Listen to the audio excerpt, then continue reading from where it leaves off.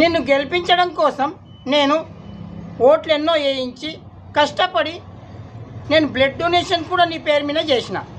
కానీ నువ్వేం చేసినావు? నాకు జాబ్ ఇస్తానన్నావు కానీ జాబ్ ఇవ్వలేదు, తొక్క ఇవ్వలేదు. కానీ నువ్వు బ్లాక్ మనీ మాత్రం బ్లాక్ మనీ 1000 కోట్ల రూపాయలు వెనకేసుకున్నావు. నిన్న నా ఫ్రెండు తల్లి ఐసీయూలో హార్ట్ అటాక్తో చచ్చిపోయింది. 2 లక్షల డబ్బులు ఆపరేషన్కు కావాలని డాక్టర్ చెప్తే వాడి దగ్గర డబ్బు లేదు. ఇక ఏం చేస్తాడో నిరుద్యోగి, వాడు కూడా టెన్షన్తో చచ్చిపోయిండు.